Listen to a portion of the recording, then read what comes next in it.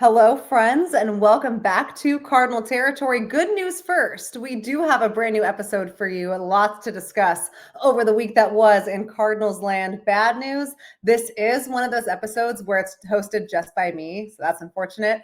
Trevor Rosenthal is on vacation. He'll be back with us next week when we start broadcasting from Jupiter, Florida. Yes, spring training is like 4 days away. Someone tell me how that happened, because this has definitely felt like the quickest offseason since I've taken over the Cardinals beat at The Athletic. Might have something to do with the fact that I really haven't had to work all that much because, not that many moves, but whatever. It's also kind of crazy that this is about to be my fifth season. I don't really know how that happened, but you know what they say, time does fly when you're having fun. And I certainly have been having fun hosting this podcast. So hopefully you guys can say the same about engaging with it. But yeah, let's get into it. At long last, and we've waited a very, very long time here at Cardinal Territory, but it's true.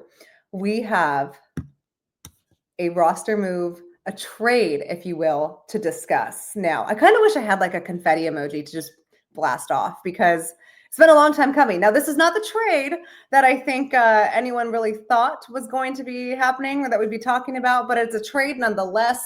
The Cardinals and the Twins have made it official. They've traded for utility man Michael Hellman from Minnesota in exchange for cash considerations. So if you're not familiar with Michael Hellman, that's because he has exactly 10 major league plate appearances, but he does have 3 hits in those 10 appearances. So 300 hitter. That's exciting. All jokes aside, though, I think this is more or less a depth move. And to me, the reasoning behind this move speaks volumes as to where the Cardinals are at with the player that they did actually plan on trading, Nolan Arenado.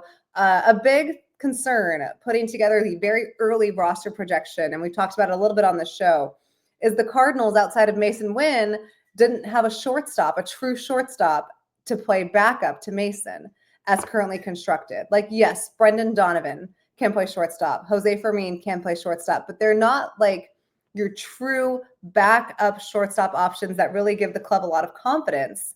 Thomas Saggese could have been that option, but we've talked about it before. If Nolan Arenado is on the Cardinals come opening day, it kind of doesn't leave any room at all for Thomas Saggese to have consistent playing time. So I think this is my speculation. The trade for Hellman does bring the Cardinals 40-man roster to 40, so it is full. But to me, it's just kind of shoring up some depth, specifically at shortstop, because at this point, it doesn't really look like Thomas Saggese will have a clear spot on that roster. And there's no use in him sitting and riding the bench at the majors when he could be playing every day in Memphis. Michael Hellman, of course, maybe they don't feel the same way about how that's going to work out. And he does bring in some needed depth at shortstop. So there you have it. Our first official trade on Cardinal territory. It's February 6th, by the way. We launched a show in December, but who's counting? It does count, though, for the Cardinals. They did actually make a major league trade. So, however, that wasn't the splashiest of acquisitions, or not acquisitions, I don't know, announcements. I think we are all pretty familiar and have a good idea of where this conversation is going to go next. Let's talk about Jim Edmonds. Jim Edmonds went on 101 ESPN, the morning show, and did an interview. Came out that he would not be coming back to Bally Sports broadcasts. FanDuel Sports Network broadcasts in 2025, a mutual decision. And the interview, I thought, was going to talk about that decision, and it talked about a lot more. Here's a quote from that show again at the morning after on 101 ESPN in St. Louis. Jim Edmonds said, "I haven't really gone down to spring training the last couple of years. It's not fun anymore. The Cardinals, don't make you feel like you're wanted." He also said about 45 minutes worth of other things. If you have not listened to the interview, I recommend doing so. First things first is Jim Edmonds is a friend of mine. He has been nothing but kind to me since I've come to St. Louis. He's been a great teammate. I'm not on the broadcast by any means, but media works together, whether it's print or broadcast or radio. And anytime I needed something or just wanted to chat, I found Jim's availability and his insights to be really helpful. Jim Edmonds is also totally entitled to feel how he feels. And I'm not going to comment on the broadcast situation. I'm not going to comment on most of the interview, but I will comment on what he said here in this quote we have highlighted, because I think it does really kind of highlight some inconsistencies with the Cardinals compared to other organizations in terms of their Hall of Famers and coming back and helping in spring training. We know the Cardinals had to do some cuts in 2020 during the COVID season. Ultimately led to Chris Carpenter taking a different position with the Angels. Would I like to see more red jackets, more special instructors at spring training? Of course. I don't really think that's a hot take.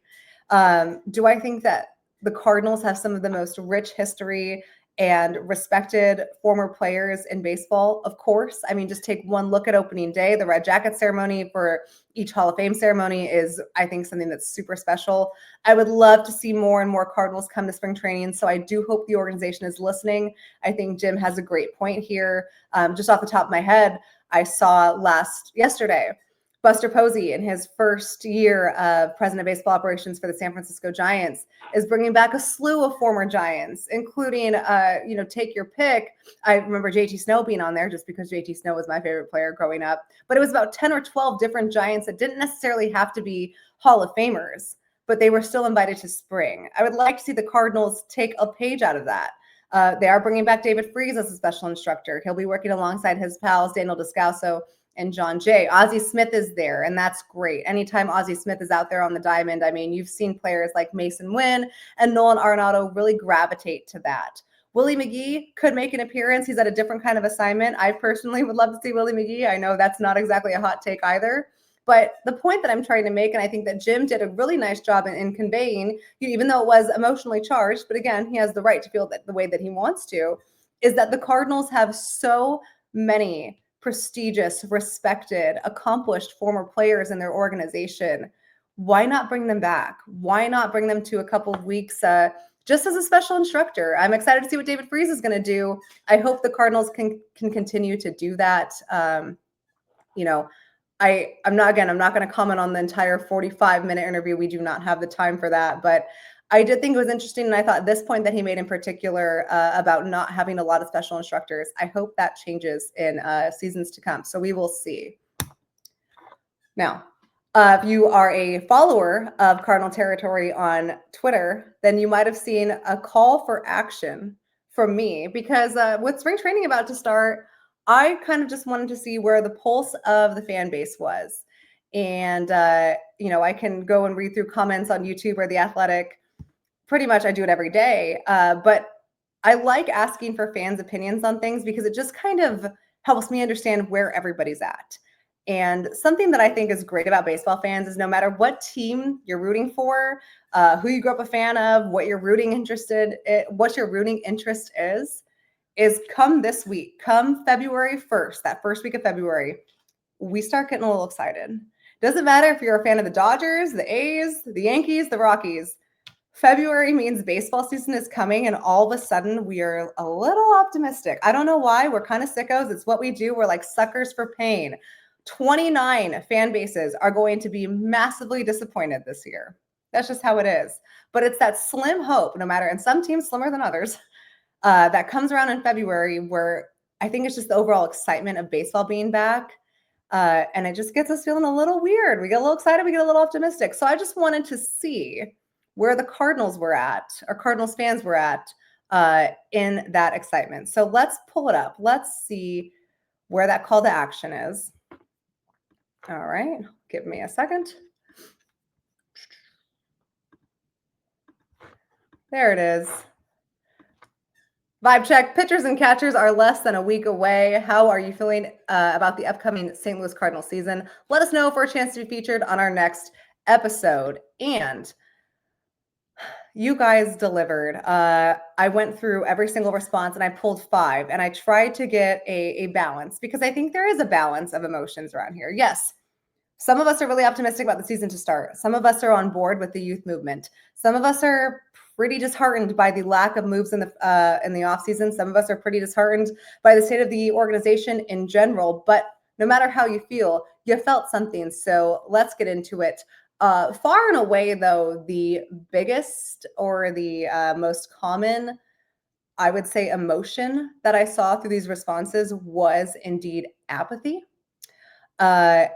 This right here, for my podcast friends, you can't see it, but it is my favorite meme. This is a top meme in my rotation, especially during the season. Asked how you felt about the state of the Cardinals.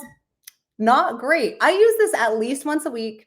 It is applicable to my life, to baseball season, to the Cardinals. Just fantastic meme. So I wanted to point that out there. Thanks at Dukeness for reminding me that meme exists, because I re-added it to my camera roll and I will be using it as soon as I get to Jupiter. But let's get into like some actual fan conversations. My first one, this is a surprise to me because there are no particular order. So you're going to get like a real authentic answer, is from our friend Quinn STL Cards. Quinn says, I feel good about what the Cardinals, are saying the plan is, but I'm a bit worried about whether or not they'll be able to implement it. I'm glad players like Sonny Gray, and Wilson Contreras are sticking around, so there are experienced starters, but I hope the young players do get a lot of games. I think that is the name of the game for the 2025 season. Look, youth movement, we're going to hear about it from pitchers and catchers to the end of the season. That's what the Cardinals want the season to be. They want it to be a reset. We know this. We don't need to hash into it. Did it get a little complicated in terms of like their reset plans because so many veterans either wanted to stay or were not able to be traded? Sure, but that doesn't mean that the roster is complicated in itself. For one, if I'm a fan, I'm glad Sonny Gray said, I want to be the ace of this ball club. He went out in winter warm-up and said, I like to be that mentor for young players. I want to be that guy. And I think that would have been a role that he would have enjoyed last year, except the problem was he was actually considered one of the younger starters because that was such a veteran experienced rotation. So if I'm a fan, I'm fired up that Sonny Gray is choosing to stay in St. Louis. If I'm a fan, I'm fired up that Wilson Contreras is doing the same, that he's going to first base. I mean, Contreras, what he said at winter warm-up, I think just re-solidified why fans gravitate to him so much. He's so passionate. He's so fiery. He said quite simply, there's nowhere else I want to be. I want to play for my teammates. I want to play for the city. I want to play for the fans. So those two guys stayed. And I also thought it was interesting that these were the two players that spoke up about the state of disarray that was the Cardinals minor league system. And neither of them had been here for more than 2 years, and they saw it. So, if I'm the Cardinals, I'm feeling a little bit better about the situation. Not that it was so bad that players new to the organization could spot it instantly, but because players who've seen and come from different organizations and different, different systems can see the changes need to be made and at least acknowledge that the Cardinals are doing the right thing. I do think certain young players are guaranteed to see a lot of games, health provided. Those players we know, Jordan Walker, Nolan Gorman, Lars Nootbaar, those guys are going to play every day. Mason Wynn, Brendan Donovan. Where, again, it gets dicey is, can they find playing time for Alec Burleson? What are they going to do with Ivan Herrera and Pedro Pajes? What is center field going to look like? But that's why we do spring training, folks, so we can figure out how that's going to work. I think there's a way for the Cardinals to be successful in what they're doing. And a lot of these things does sort themselves out in spring training, or as the season goes, unfortunately, injuries happen. But it's why you're not really seeing a lot of panic, at least from Ollie Marmol and his staff right now, is because there's no need to. They have 6 weeks to figure out how they're going to make this work. And if you're looking for a reason to tune into spring training, might I suggest that? So Quinn, I feel you. I think a lot of the fan base shares the same sentiment as you do. Let's see what else is going on. Let's check in on Troy at 24 Lakers 18. Excited for the youngsters to get their run, but really want to see our top pitching prospects get a legitimate opportunity to make the rotation. Cardinals have to nail the development issue, and if they do, we can be contenders again in 2 to 3 years. I could not agree more with the have to nail the development issue portion of this tweet. And dare I say, Troy, if that's even your real name, I never know on Twitter.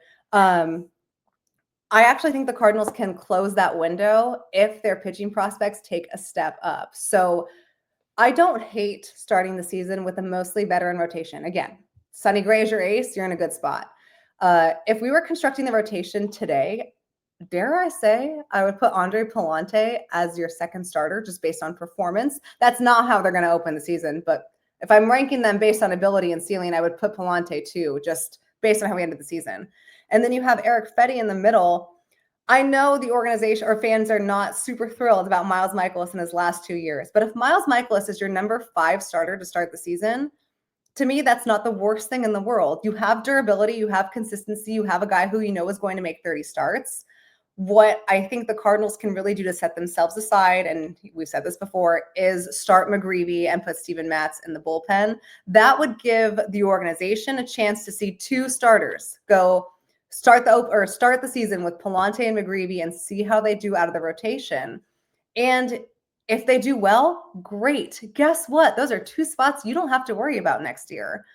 If the team flounders, if things don't go hot and they're in a position to sell at the deadline, and you start looking at guys like Quinn Matthews, you start looking at guys like maybe Tink Hens, this is all hypothetically speaking, then there is the silver lining to having a poor 2025 season is you maybe get a chance to see these pitching prospects and get a head start on what that development looks like for 2026. But I do agree with you, Troy. It is pivotal for the Cardinals to figure out their development issue, and it's pivotal to figure out what they have in their upper systems of pitching prospects, which is why I maintain Mike McGreevy should start.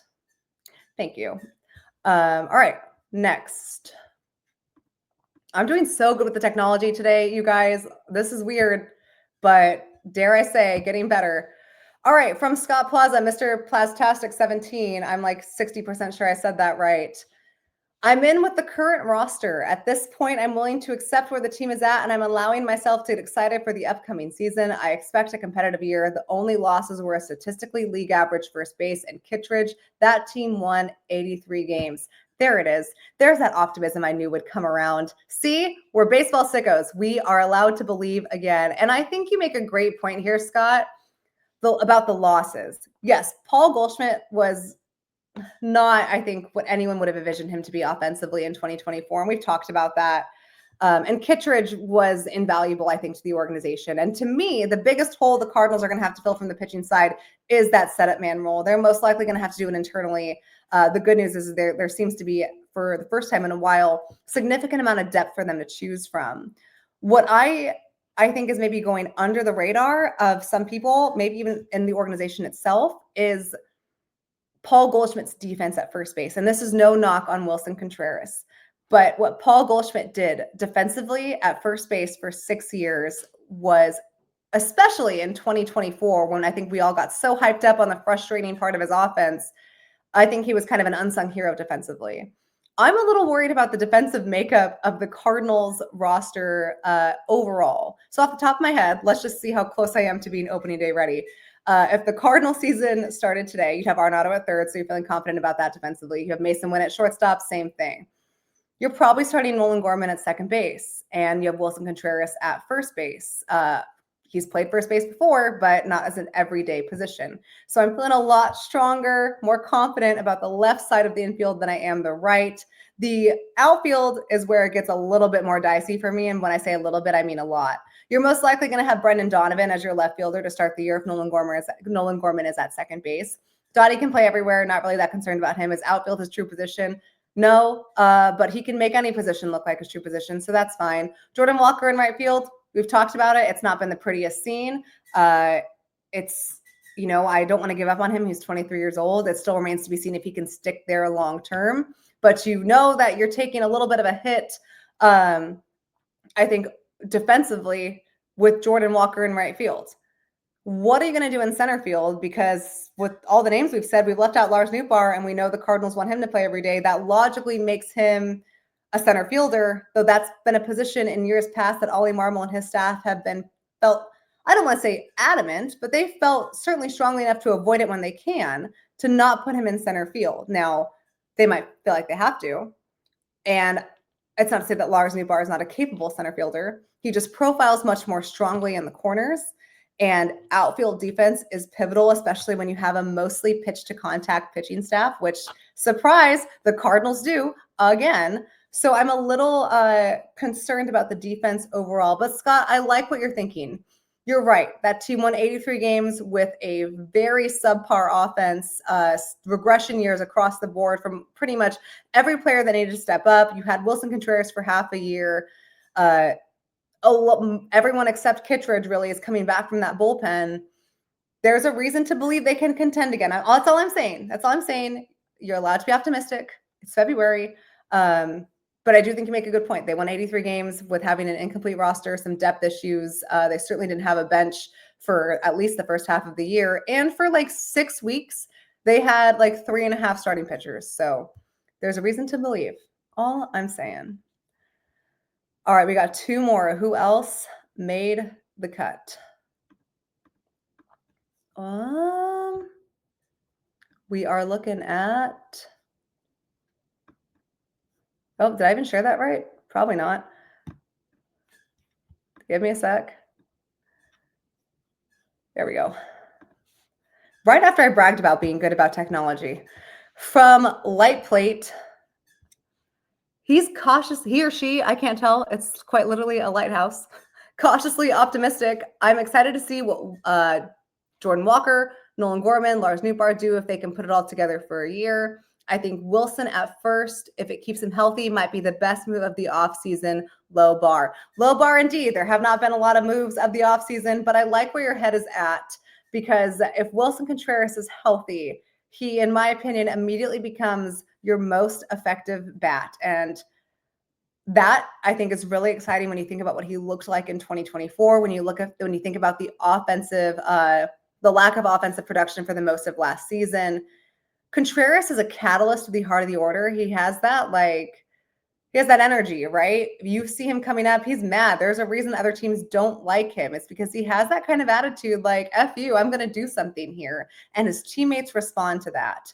There, I think, are valid questions about, again, the overall makeup of the lineup. But I do like the lineup that we just went through in my head, by the way. So that was good.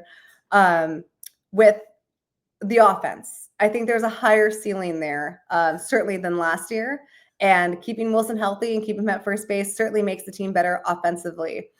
A concern I have is how much are the Cardinals sacrificing defense to ensure that they score runs? Do they have the pitching staff that can bolster them through that? We talked about it being a pitch to contact staff. It definitely is from the rotation. We have no idea what the bullpen looks like, minus the fact that Helsley will be closing games in the 9th.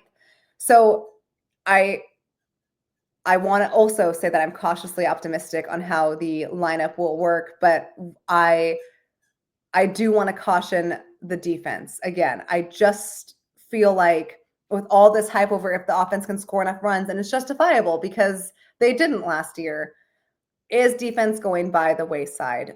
Cardinals certainly hope not. All right. Okay. See, that was only scary for the first 20 minutes of hosting by yourself. That's all I got. Spring training, again, starts Monday. We have a fun guest lineup for most of February. Again, we'll be down there in Florida. Trevor will be there at some point. I'll be there for the majority of spring. Guys, I can't believe we're about to do it again.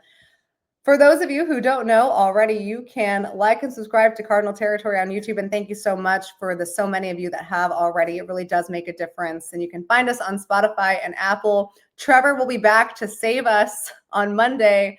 Yeah, but hey, you know what? I think overall, I think you guys pretty much passed the vibe check. So hopefully we can carry these good vibes into February and into March. And, baseball's back, you guys. We're almost there. All right, I'm Katie Wu. Again, Trevor Rosenthal is back next week. This is Cardinal Territory. Thank you for watching.